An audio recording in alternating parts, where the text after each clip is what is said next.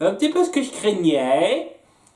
On va pas tout de suite se lancer dans l'intrigue importante que ça semble un peu promettre en rapide dans les premiers épisodes. On va surtout se centrer sur des petites histoires un peu cartoon autour de nos deux personnages centraux.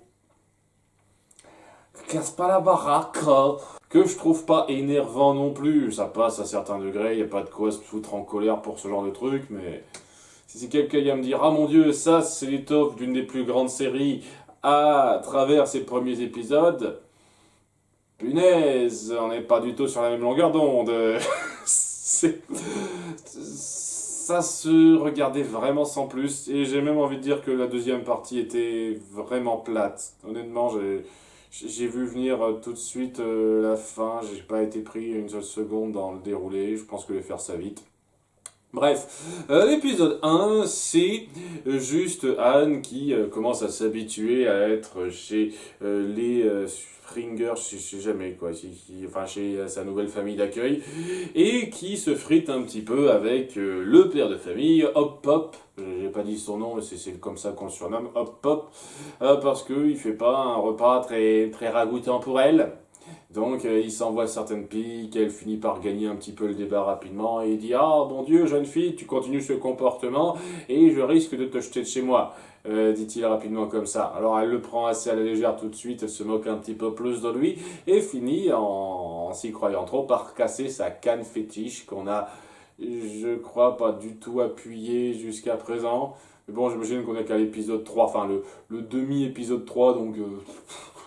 Bref, tout le monde dit ah mon Dieu, comment as-tu pu faire ça? Ce truc est super important pour lui, tu vas tellement te faire gronder, il va tellement te jeter à la porte. Et donc ils se disent il faut réparer la chose avant qu'il me jette dehors parce que bon, j'ai trop habitué à ce lieu maintenant, c'est beaucoup plus confortable que lorsque je vivais dans une grotte, qui semble indiquer quand même qu'elle était habituée à vivre dans ce monde depuis un certain temps avant d'avoir été découverte par Sprig. Ok, ouais, au moins c'est bien appuyé ça, mais même si c'est montré de façon un peu gaguesque. Et oui, donc ils se disent, on va peut-être trouver un moyen, ils essaient de le réparer eux-mêmes, ça marche pas évidemment. Ils vont voir un spécialiste du bois. Orphée, je sais pas, je crois qu'il y a un mot pour ça, je sais pas s'ils l'ont dit. Bref, le gars est un petit peu loufoque, évidemment on essaie de créer que des personnalités loufoques qui sont pas plus drôles que ça. Je veux dire, à part Polly, quoi, donc la petite sœur que je trouve un petit peu drôle une fois de plus, j'avoue qu'elle sauve pas mal cet épisode, c'est celle qui parvient à rendre ça un petit peu drôle en dépit du fait que, bon, ça vole pas très haut. Bref, le gars leur dit qu'il peut rien faire en étant de façon excessif dans le gag une fois de plus, et leur dit que c'est un bois ultra spécial qu'il peut pas réparer, qu'il peut pas refaire, mais il leur dit qu'il existe un endroit près de l'arbre de la destruction, enfin je dis ça, c'est Doomtree, j'ai pas les sous-titres français, je regarde ça en VOSTO, ah VOSTA. Donc, je ne sais pas, peut-être qu'ils l'ont traduit différemment. Bref, un arbre très menaçant qui a un bois spécial et si on s'y rend pas parce que c'est dangereux, tout ça, ils disent oh, on s'en fout, on va quand même y aller. Oh, ok. En faisant au passage une photo de la carte qui mène, histoire de se moquer un petit peu du vendeur qui dit hey, je pourrais vous partager cette carte, mais ça vous coûtera un prix, ou là, je peux pas prendre ça en photo pour le gag, ce qui est un petit peu drôle, mais ça appuie un petit problème de logique, pas énorme, mais un petit peu quand même, sur le fait que, apparemment, il n'y a pas d'électricité dans ce monde.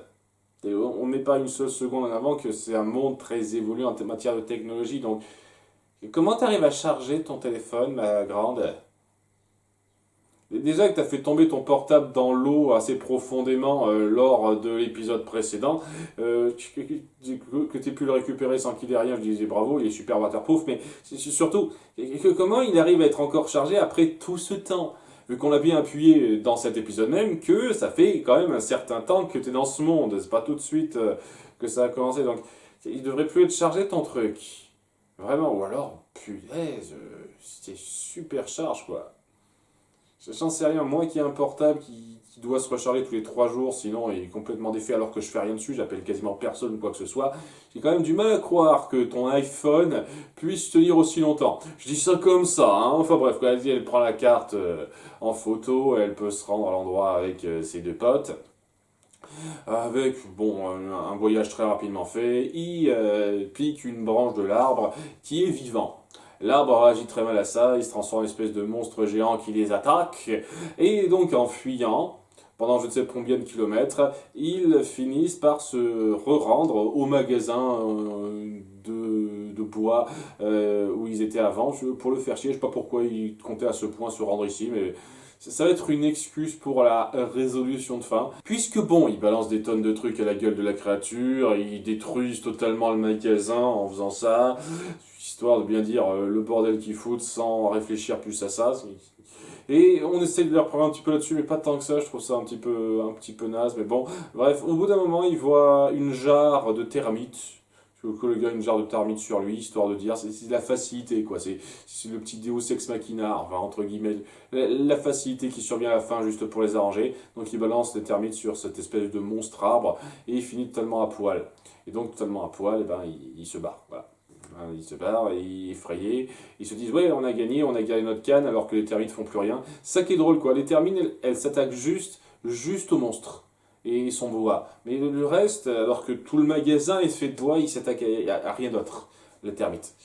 C'est bien, c'est pratique quand même, faut dire ce qui est.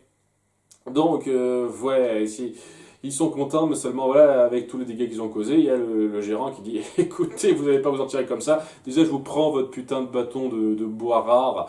Ce n'est qu'un début de remboursement, donnez-moi autre chose. Il se fait avoir par un espèce de truc, de machin qui a apporté Anne dans ce monde. Quoi. Tu savais, un stylo avec le truc pour rétracter la mine. Et évidemment, ils sont subjugués par ça. Ah, ça suffit. Mon Dieu, le truc a tellement de valeur. C'est très marrant, ça aussi. Et ils finissent par se barrer en disant, ok, au bout du compte, ça n'a amené absolument que dalle. Et il va me jeter à la porte seulement lorsque donc Hop Hop se réveille et voit sa canne détruite, se dit écoute, je t'en veux beaucoup, hein, c'est clair et net que je te colle, je te punis pour quelque chose, punition qu'on verra pas, je veux dire ça fait un mois, tu seras puni pendant un mois, pas la punition comme quoi elle devra faire la vaisselle pendant un mois, j'ai le sentiment qu'on verra jamais ça. Alors, soit il s'est passé un mois entre cet épisode et le suivant, soit c'est un des petits délires à la con que vous n'avez pas posé plus que ça. Soit c'est moi qui suis mauvaise langue et dès l'épisode suivant, on verra quelque chose. Mais c'est bizarre parce que l'épisode 4, ça n'appuie pas une seule seconde ça. C'est le petit détail que je tenais un tout petit peu à souligner. Hein, c'est-à-dire que ça fait un mois qu'elle est là sans qu'il se passe rien. Non, je crois pas. C'est juste que c'est un délire à la con sur lequel vous n'avez pas plus enchaîné que ça. C'est vraiment le genre de détail à la con, quoi, de petits trucs à faire rapidement. Genre, il faut que je m'occupe de la vaisselle rapidement. Elle devrait dire ça juste rapidement dans un dialogue de l'épisode suivant et je comprendrai. Vous le faites pas pour l'instant. J'espère que cette série me donnera tort et fera gaffe à ce genre de détails. Mais si elle ne fait pas gaffe à ce genre de détails, bah, je suis désolé, ça fait partie des nombreux éléments qui font que ce sera clairement pas une des plus grandes séries qui soit si ça prend même pas en compte ce genre d'éléments un tout petit peu importants pour appuyer votre continuité. Je dis ça comme ça. C'est important de faire gaffe à ce genre de choses pour moi. Si vous ne le faites pas, c'est que vous ne faites pas gaffe totalement à votre écriture. Donc ouais, il dit j'ai été puni un petit moment, mais j'ai exagéré dans mes termes, rassure-toi, je veux pas non plus que tu te barres, si tu peux rester, c'est bon. Et donc tu as ce côté un petit peu, ouais, la famille, il faut pas trop l'emmerder, elle peut être un petit peu sévère, mais elle va pas non plus aller jusque-là, jusqu'à te jeter dehors juste pour une bêtise que tu as faite. Et c'est un peu mignonnet pour conclure ça.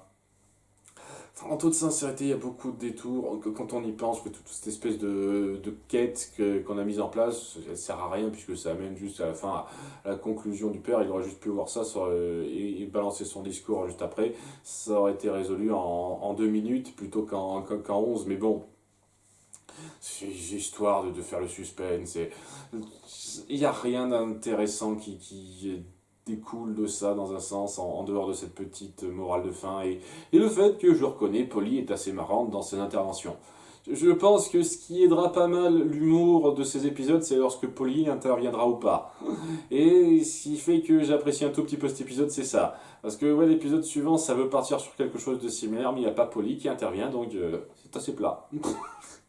L'épisode suivant, je vais essayer de vous faire ça vite parce que j'ai rien de spécial à en dire. Il y a donc Sprig et Anne qui sont en train de s'amuser dehors en mode super pote, alors qu'elle ne pense plus du tout à retrouver ses amis qui seraient perdus dans cet endroit. C'est aussi un truc qui m'irrite un tout petit peu, je vous cache pas, dans le fait de gérer ces histoires de façon si légère, sans appuyer un tout petit peu le fait qu'il y a des enjeux un petit peu importants qui ont été placés, mais bon, enfin, ils s'amusent un petit peu ensemble et se disent ah les super copains, seulement il y a un petit problème qui survient en parallèle, c'est que dans la maison il y a une inondation qui a été causée par une fuite inconnue. Et donc à cause de cette inondation, la cave dans laquelle dormait Anne est totalement inondée, hein, remplie d'eau, elle peut pas trop y rester. Et il y a Hop Pop qui dit c'est bon rassure-toi, tu peux dormir sur le canapé dans le salon. Et c'est là que Sprig dit attends non on va pas faire ça, on va dormir ensemble, on va être des compagnons de chambrée. Il y a leur père, enfin il y a son père qui dit ah fais ta gaffe, hein, ça peut être quand même problématique. Hein. On peut être potes comme ça, mais compagnons de chambrée, il y a cette espèce d'espace personnel qui est un petit peu violé régulièrement, qui risque un petit peu de pas arranger la relation. Ils s'en foutent, ils écoutent pas et mais ce qui doit arriver arrive. Ça dure déjà 6 jours, il n'est pas foutu de trouver la source de la fuite en 6 jours, le père, par lui-même. Hein, donc ça prend le temps et c'est basique, ultra basique. Au début ils s'amusent ensemble mais très vite ils se mettent dans les pattes l'un de l'autre, ils gâchent un petit peu leur intimité, ils n'ont pas les mêmes centres d'intérêt et lorsqu'ils sont un petit peu ensemble devant dormir, devant un petit peu gâcher cette espèce de moment où on est un petit peu avec soi-même, et ben ils se rendent compte qu'ils se supportent pas totalement au fur et à mesure pendant 6 jours et donc la tension monte etc. Des trucs ultra basiques, hein. On fait du bruit en mangeant, en ronflant, on supporte pas la chaleur, on supporte pas le froid, on se défait les peaux tout seul et ça dégoûte l'autre, ce genre de conneries quoi, c'est ultra basique. Ça me rappelle trop un épisode de Buffy contre les vampires où c'était géré déjà un petit peu mieux en termes de comédie, mais où il y avait une espèce de twist qui rendait ça un tout petit peu. Ça donnait un petit peu de valeur à ça. Je vous cache pas que c'est loin d'être un des meilleurs épisodes de Buffy contre les vampires, ça. Cet épisode-là, je le trouve plat et sans intérêt, quoi. Tu vois tout de suite venir la chose, tu vois tout de suite venir la conclusion de fin. Donc il se supporte pas, au bout d'un moment il cache même sa figurine à Sprig hein, en voulant s'amuser avec lui, Anne.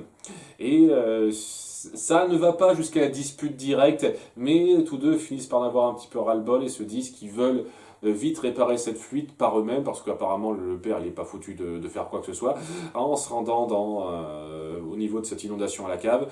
Et c'est là qu'en essayant de chercher ça, ils tombent sur des lamproies, des espèces de monstres lamproies qui les attaquent. Et ouais, déjà, c'est dingue que le père n'y ait jamais eu droit durant les 6 jours où ça s'est passé. Ou alors peut-être que lui, il était plus. Il faisait plus gaffe. Il savait quand il sortait, c'est l'emploi. Peut-être, ça n'est pas du tout appuyé. Il se débrouille un petit peu en luttant de concert. Il dit, ah ouais, on est quand même super potes, on sait quand même agir ensemble. Et une fois que ça s'est fait, et qu'ils n'ont pas exactement trouvé la fuite, il y a leur père qui va me dire hey, écoutez, vous avez pas passé un super moment ensemble, mais vous êtes quand même amis parce que vous apprenez à parler malgré tout de ça. Et donc ils comprennent le son et Anne saisit que c'est mieux quand même d'avoir une espèce d'espace personnel pour avoir une relation et il décide donc de dormir sur le canapé, même si ça l'empêche pas de discuter un petit peu à distance avec son pote qui a fait une espèce de téléphone en canette. C'est un truc qui se fait aussi apparemment sur Amphibia. Ils ont quelques coutumes humaines ultra typiques. Je fais partie de ce genre de cas où, honnêtement, je vais pas trop gueuler de ça, mais c'est tellement pratique de dire ah regardez on est des animaux anthropomorphes qui ont nos trucs très typiques très cartoon presque d'animaux couplés à ces méthodes de vie ultra humanoïdes typiques qu'on voit partout chez presque tous les peuples animaux anthropomorphes qu'on essaye de créer dans notre univers. Je vais pas gueuler de ça mais ça appuie pas une grande créativité dans l'absolu dans le monde que vous créez et son contexte social. Hein. C'est exactement les mêmes trucs typiques qu'on voit dans des mondes humains, quoi. Mais bon, Excusez-moi, ce sont des détails, c'est clairement pas la première série à faire ça. Quand une série fera quelque chose qui se détachera de façon très notable de ça, je lui tirerai mon chapeau, mais c'est clair et net que ça n'arrive presque jamais. Donc, ouais, ils ont compris leur leçon et après, ne pas empiéter trop sur l'espace personnel de l'autre. Tu vois venir à des kilomètres ce message, les gags sont ultra typiques, vus 50 fois, ça va pas très loin. Je trouve pas ça affreux, mais c'est plat et pas intéressant. C'est ce genre de parenthèse, juste pour appuyer un petit peu la relation d'amitié entre nos deux protagonistes, je trouve pas que c'est plus de poids que ça. On aurait pu totalement sauter ça parce que je suis sûr que dès l'épisode suivant, cette histoire de fuite, d'inondation, ce sera des faits, elle dormira encore dans la cave. Hein. Je suis prêt à parier tout ce que vous voulez. Bon, j'exagère un petit peu, mais j'en suis presque certain. J'en suis presque certain que ça va être ça. Tu sens tout de suite que ça aurait pu être sauté sans que ça change quoi que ce soit. Et c'est pas affreux, ça m'énerve pas, mais ça laisse pas d'impact. Et j'ai le sentiment que ça va être un petit peu ça. Pour l'instant, on va essayer de te faire rentrer dans cet univers avec des petites histoires sans ambition, sans enjeu, un tant soit peu intéressant. Des petits conflits rapides comme ça. Pour l'excuse au cartoon, déjà fait, déjà vu, découvrir cet univers qui n'a rien d'extraordinairement original et créatif. Voilà, on a des amphibiens, mais en dehors de ça, c'est... hmm, ça me hype pas, je vous le cache pas. Mais bon, une fois de plus, il faut le temps que ça vienne, et j'imagine qu'au bout d'un moment, ça finira par décoller l'intrigue fil rouge qu'on nous promet un petit peu dans les premiers épisodes. Donc... et je pense qu'il va falloir que je prenne mon mal en patience pour ça. À bientôt pour l'épisode 3. Bye.